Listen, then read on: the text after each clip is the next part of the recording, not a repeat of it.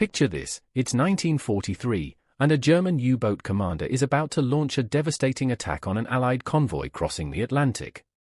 He's received his orders through an encrypted message, transmitted via the most sophisticated machine ever created. The Enigma. Unbreakable, or so he thinks. What he doesn't know, what none of them knew, is that thousands of miles away, in a secret facility hidden in the English countryside, a team of brilliant minds has already read his message. They know exactly where he is, exactly what he's planning, and they're ready to stop him. The German Navy had absolute faith in their encryption technology. They believed it was mathematically impossible to crack. And yet, for years, the Allies read their mail like it was the morning newspaper. This is the story of the greatest secret of World War II, a secret so sensitive that it remained classified for nearly 3 decades after the war ended. This is the story of how German commanders never knew that their every move was being watched, anticipated, and countered by cryptographers who had achieved the impossible. Let's go back to where it all began. The Enigma machine wasn't just some random encryption device. It was a marvel of engineering, invented in the 1920s and adopted by the German military in the 1930s. Imagine a typewriter, but when you press a key, instead of typing that letter, it lights up a completely different one. That's your encrypted message. The genius was in the rotors, these spinning wheels with complex wiring that changed the encryption with every single keystroke. The German military used a version with 3 rotors chosen from a set of 5, plus a plugboard that added another layer of scrambling. Here's the thing that made German commanders sleep so soundly at night: the number of possible settings on this machine was astronomical. We're talking about 150 million possible combinations. That's 150 with 18 zeros after it. To put that in perspective, if you tried one combination every second, it would take longer than the age of the universe to try them all. The Germans weren't being arrogant when they called it unbreakable. From a purely mathematical standpoint, it essentially was. Every German submarine, every tank division, every air squadron, they all had Enigma machines. Commanders would receive their orders, encrypted to mathematical perfection, and they decrypt them knowing that the enemy couldn't possibly intercept anything meaningful. The confidence was total. But here's where the story gets absolutely fascinating. The Allies weren't starting from scratch. Before the war even began, Polish mathematicians had been working on Enigma.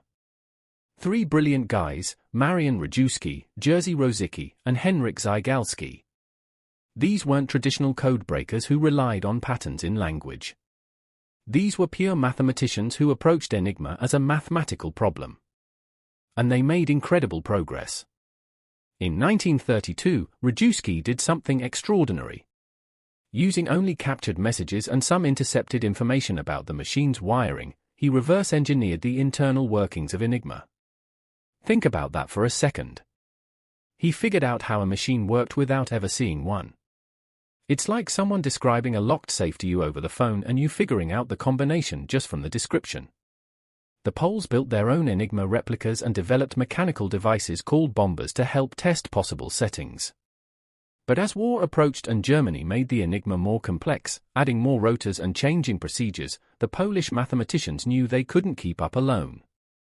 In July 1939, just weeks before Germany would invade Poland, the Polish Cipher Bureau made one of the most consequential decisions in history. They invited British and French intelligence to a secret meeting in Warsaw and handed over everything they'd learned. Everything. The replica machines, the techniques, the mathematical foundations. It was an extraordinary act of Allied cooperation, and it gave the British a massive head start. Enter Bletchley Park.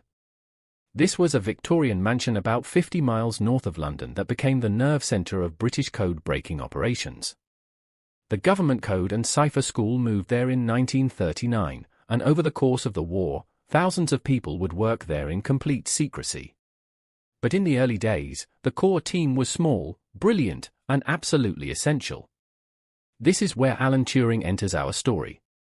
Now, Turing's name has become almost mythological in recent years, and for good reason. The guy was a mathematical genius who had already done groundbreaking theoretical work on computation. But what made him invaluable at Bletchley Park was his ability to think about problems in completely novel ways. Turing looked at the Enigma problem and realized something crucial. You didn't need to check every possible setting. You could eliminate huge chunks of possibilities if you made certain logical assumptions about the German operators and the nature of their messages.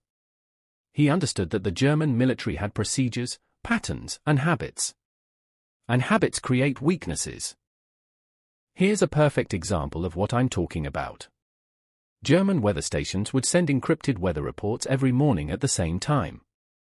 And the reports would always start with the same format, the word weather, followed by the location. This was called a crib in code-breaking terminology. If you knew that a particular encrypted message contained the word weather at a specific position, you could use that knowledge to dramatically narrow down the possible Enigma settings. Turing and his team designed an electromechanical machine called the Bombe, based on the Polish Bombe but far more sophisticated. This thing was about 7 feet tall, 2 feet deep, and weighed over a ton. It was filled with rotating drums that simulated Enigma rotors and could test thousands of possible settings much faster than any human could. When you fed it an encrypted message and a suspected crib, it would clatter away, testing possibilities until it found settings that made logical sense. The sound of bombers running became the constant background noise at Bletchley Park. They eventually built over 200 of them. But here's what makes this story so incredibly tense. Breaking Enigma wasn't a one-time achievement. It was a daily battle. Every single day at midnight, the Germans would change their Enigma settings. Every machine across their entire military would switch to new rotor positions, new plugboard connections, different starting positions. And every single day, the code breakers at Bletchley Park had to break the code all over again from scratch. Imagine the pressure. You've broken today's settings and you're reading German naval communications, tracking U-boats in the Atlantic, maybe saving a convoy from destruction. Then midnight hits and suddenly you're blind again. You've got to find the new settings before critical intelligence becomes outdated and useless. Sometimes they'd break the daily settings in a few hours. Sometimes it took all day. And sometimes they couldn't break it at all. The German commanders had absolutely no idea this was happening. They'd send their encrypted messages with complete confidence. A U-boat captain would report his position and his fuel status. An army commander would send his strength reports and his battle plans. A Luftwaffe squadron would receive orders for tomorrow's bombing raid. All of it encrypted with what they believed was an unbreakable code. And all of it being read by young men and women in an English country house.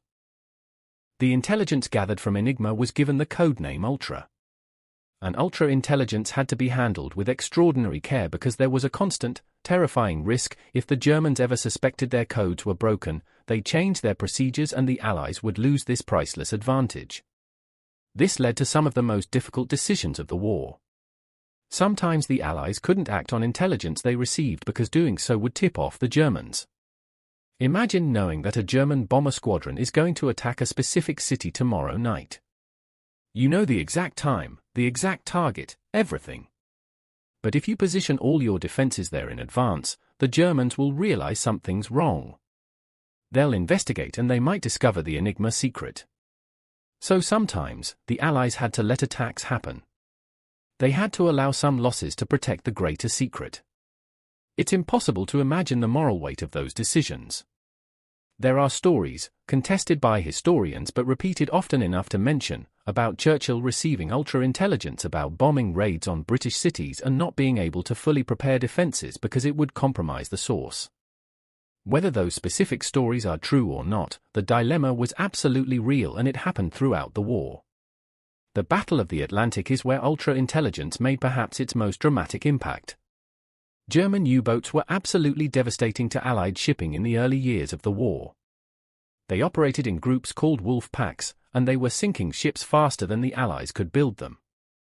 Britain was an island that depended on convoys bringing food, fuel, and war materials across the Atlantic.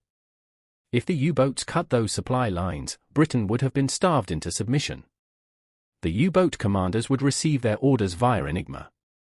They'd be directed to specific coordinates where Allied convoys were expected. They'd report their positions and their kills. All encrypted. All supposedly secret. But Bletchley Park was reading these messages. The codebreakers would decrypt U-boat position reports and immediately pass the intelligence to the Admiralty. The Admiralty would then reroute convoys away from the wolf packs. From the perspective of a U-boat captain, it must have been baffling. They'd be ordered to a position where intelligence suggested a convoy would be, and they'd find empty ocean. Meanwhile, convoys they weren't looking for would slip past them. Some U-boat commanders started reporting that the British must have some new detection technology. They were right that the British had an advantage, but they never imagined what it actually was. Here's one of the most frustrating things for the Allies, though. The German Navy, the Kriegsmarine, used a more complex version of ENIGMA than the other services. It had 4 rotors instead of 3, which meant exponentially more possible settings. In February 1942, the Germans introduced this new 4-rotor ENIGMA for U-boat communications, and Bletchley Park went dark on German naval traffic. For 10 months, they couldn't read U-boat messages. And the results were catastrophic. Allied shipping losses skyrocketed. In November 1942 alone, U-boats sank over 100 ships. The Battle of the Atlantic was being lost. The pressure on the codebreakers was immense. Turing and his colleagues worked frantically to adapt their methods and machines for the 4-rotor problem. Then they got incredibly lucky. In October 1942, a British destroyer captured a German U-boat, U-559, in the Mediterranean. As the submarine was sinking, 2 British sailors, Lieutenant Tony Farr's son and able seaman Colin Grazier, climbed down into the sinking submarine to grab codebooks and an ENIGMA machine. They managed to retrieve critical materials before the submarine went down. Both men drowned.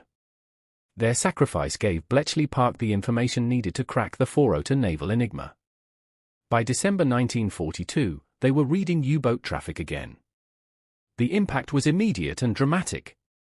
Allied shipping losses plummeted. U-boat losses soared. By May 1943, the Germans lost 41 U-boats in a single month, and Admiral Donitz, the commander of the U-boat fleet, temporarily withdrew his submarines from the North Atlantic. The tide of the Battle of the Atlantic had turned. And the German commanders never knew why. They developed theories. Some thought the British had incredibly advanced radar. Others suspected there were traitors providing information.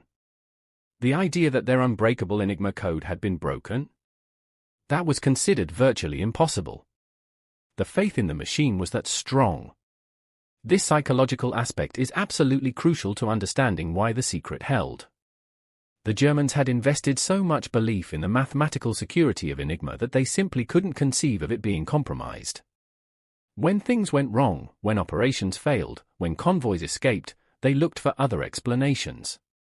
Better enemy radar, lucky guesses, operational security failures, anything but the ENIGMA itself. Let's talk about the human element of Bletchley Park, because this place was absolutely extraordinary. At its peak, over 10,000 people worked there. They were mathematicians, linguists, chess champions, crossword puzzle experts, engineers, and thousands of people doing administrative and operational work. Many were women, which was progressive for the time. The bombers were operated exclusively by members of the Women's Royal Naval Service, called Wrens. These women worked in shifts around the clock, tending to the machines, changing settings, monitoring for stops that might indicate a solution had been found. The intellectual environment was unlike anything in the military. Turing would show up to work in his pajamas sometimes. People worked odd hours based on when they were most productive. There was a famous story about Turing chaining his coffee mug to a radiator because someone kept stealing it. These were brilliant, eccentric minds given the freedom to work however they needed to work. But they all lived under the weight of the Official Secrets Act. They couldn't tell anyone, not even their families, what they were doing. Husbands and wives both working at Bletchley Park couldn't discuss their work with each other. People would go home and their families would ask what they did all day, and they'd have to be vague or make something up. That secrecy continued after the war ended. For decades. People who had done some of the most important work of the entire war couldn't talk about it, couldn't be recognized for it, couldn't include it on their resumes. Now let's get to the really crazy part. The Germans actually captured British troops who knew about ultra-intelligence. This happened. Allied soldiers and commanders who had been briefed on ultra-intelligence, who knew that ENIGMA was broken, they were captured in North Africa, in France, everywhere. The fear at Bletchley Park must have been overwhelming. All it would take was one prisoner breaking under interrogation and revealing what they knew, and the entire operation would collapse. But it never happened. There's no evidence that any captured Allied personnel ever revealed the ENIGMA secret. Whether that was because they were extraordinarily disciplined, or because German interrogators never asked the right questions, or because they did hint at it but weren't believed, we don't know. But the secret held. There were some close calls though. In 1941, the Germans became suspicious when convoys kept avoiding their U-boats. They conducted an investigation and concluded that their operational security was poor, that there might be spies, that the British might have better direction-finding equipment. They actually tested their ENIGMA machines and found them to be secure. The conclusion was that ENIGMA wasn't the problem. They tightened up some procedures and continued using the machines with full confidence. The intelligence from Ultra wasn't just about U-boats. It affected every theater of the war. In North Africa, Field Marshal Rommel, the Desert Fox, would send detailed reports back to Berlin about his forces, his supplies, his plans. All encrypted with ENIGMA.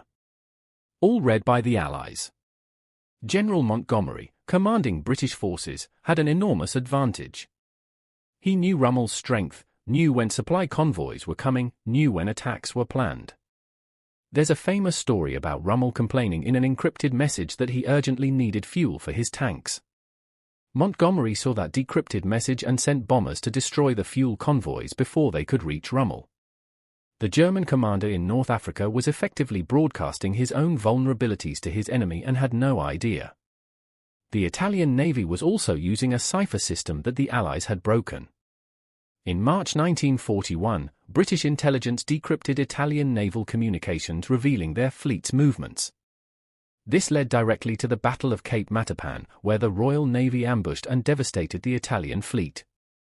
The Italians lost 3 heavy cruisers and 2 destroyers.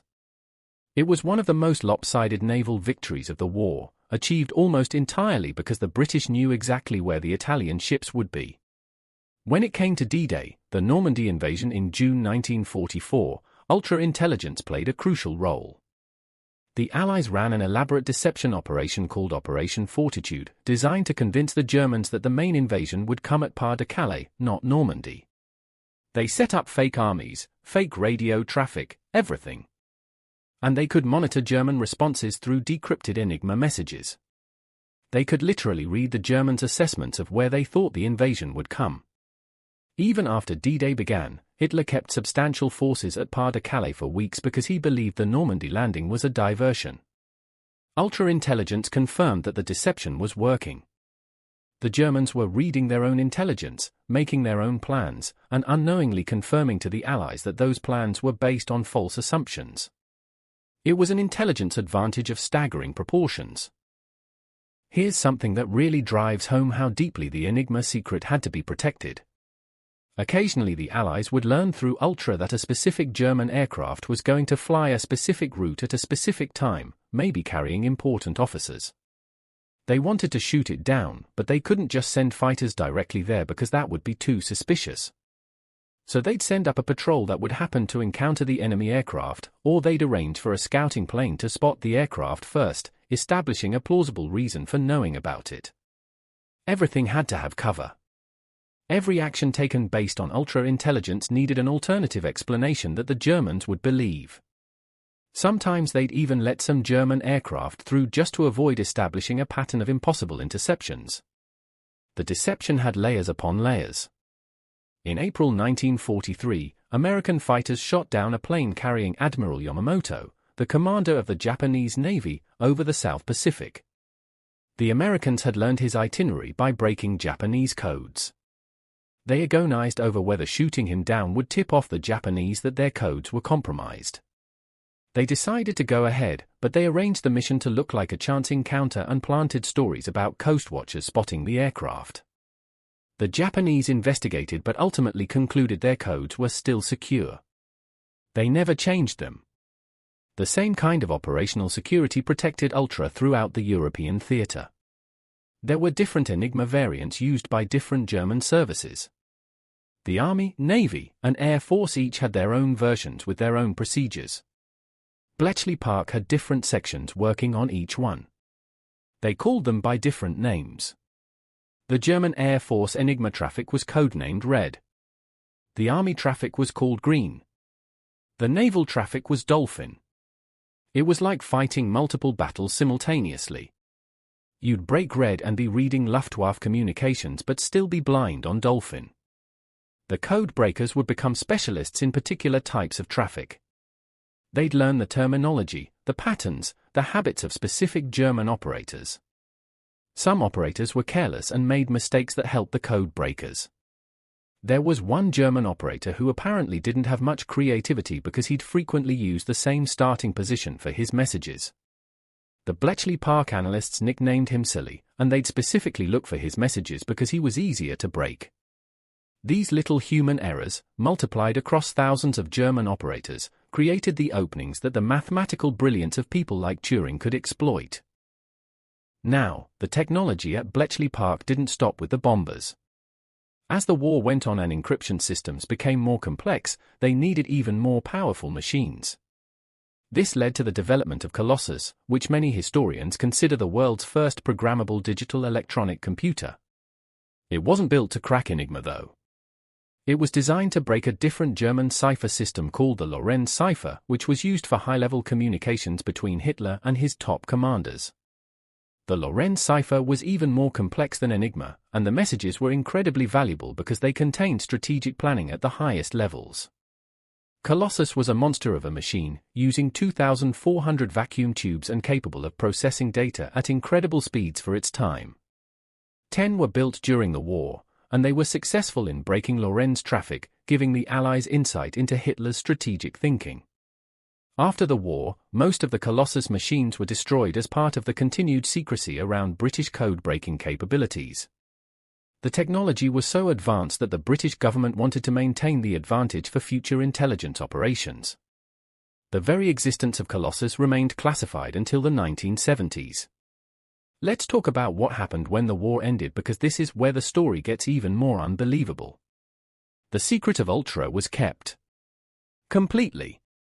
When the war ended in 1945, the British government classified everything related to Bletchley Park under the Official Secrets Act. All the people who worked there, all 10,000 of them, they went home and they didn't talk. Historians writing about World War II in the 1950s and 60s had no idea that Enigma had been broken. They wrote books analyzing German strategy and Allied victories without knowing about this massive piece of the puzzle. Military leaders who had won campaigns partly because of ultra-intelligence couldn't fully explain their own success because they couldn't mention the intelligence. And here's the really wild part. After the war, Britain gave Enigma machines to other countries. They sold them or gave them away as surplus equipment and encouraged those countries to use them for their own secure communications. But Britain didn't mention that they could break the Enigma cipher. So for years after World War II, countries around the world were using Enigma machines thinking their communications were secure, while British intelligence was potentially reading everything. It's one of the most audacious intelligence operations in history, extending the advantage gained during the war well into peacetime. The secret started to come out in 1974 when a book called The Ultra Secret by F.W. Winterbotham was published. Winterbotham had been an intelligence officer during the war, and he finally got permission to write about Ultra. The book caused a sensation. Suddenly, historians had to re-evaluate everything they thought they knew about the war. Decisions that seemed brilliant or lucky took on new meaning when you understood that commanders had access to decrypted enemy communications. Battles that were close-run things might have been lost entirely without ultra-intelligence. The contribution of Bletchley Park to the Allied victory became clear. There are estimates, impossible to prove but based on serious analysis, that ultra-intelligence shortened the war in Europe by 2 to 4 years. Think about what that means. Millions of lives potentially saved because mathematicians and code breakers solved an impossible problem. The true story of Alan Turing came out gradually over the following decades. His crucial role at Bletchley Park, his theoretical work that laid foundations for modern computing, and also the tragedy of his post-war treatment became public knowledge. Turing was prosecuted in 1952 for homosexuality, which was illegal in Britain at the time. He was convicted and underwent chemical castration rather than go to prison. In 1954, he died of cyanide poisoning. The official verdict was suicide, though some have questioned this. For decades, the man who helped save Britain and contributed immeasurably to Allied victory was forgotten or unknown, partly because his greatest achievement was classified. It wasn't until 2009 that the British government issued an official apology for Turing's treatment. In 2013, he received a royal pardon. Today, Turing is rightfully recognized as one of the most important figures of the 20th century. His face is on the British £50 note. But that recognition came decades too late, after a lifetime of silence about his most important work. The story of how the Germans never knew their codes were broken is fundamentally a story about the power of human ingenuity combined with extraordinary secrecy. The mathematical achievement was staggering. The operational security was nearly perfect. And the strategic advantage was war-winning. But think about it from the German perspective for a moment. They had designed what they believed was a perfect encryption system. They implemented it across their entire military. They trained thousands of operators. They had procedures and protocols. By every measure they could conceive of, ENIGMA was secure. And yet, from 1940 onwards, they were essentially fighting with their plans exposed. When a U-boat commander radioed his position, he was effectively signaling his location to the enemy. When an army commander sent his strength reports, he was telling the Allies exactly what forces he had. When Luftwaffe officers received orders, the RAF learned about upcoming raids. The Germans continued trusting ENIGMA until the very end of the war. There's no evidence they ever definitively discovered it had been broken. They suspected various other security failures, they occasionally modified procedures, but they never abandoned the ENIGMA system. That faith, that confidence in their mathematical security, was so strong that it persisted despite mounting evidence that something was giving the Allies an advantage.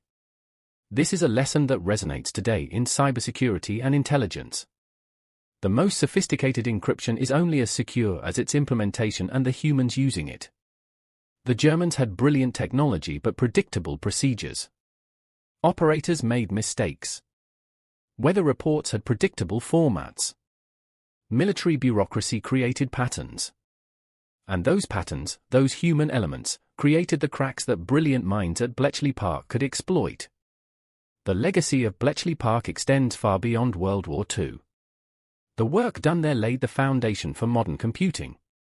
Turing's theoretical work on computation, his practical work building machines to process information at scale, this directly led to the development of computers as we know them today. The Colossus machines were early electronic computers. The conceptual approach of using machines to process information algorithmically became the basis for the entire digital age. When you use a computer, when you send an encrypted message over the internet, when you use any digital technology, you're benefiting from concepts that were pioneered during the desperate race to break German codes. The location of Bletchley Park is now a museum. You can visit and see reconstructed bomb machines, see the huts where codebreakers worked, learn about the people who worked there. It's a powerful experience because you're standing in rooms where the course of history was changed. Where young men and women worked in secret to save lives and win a war.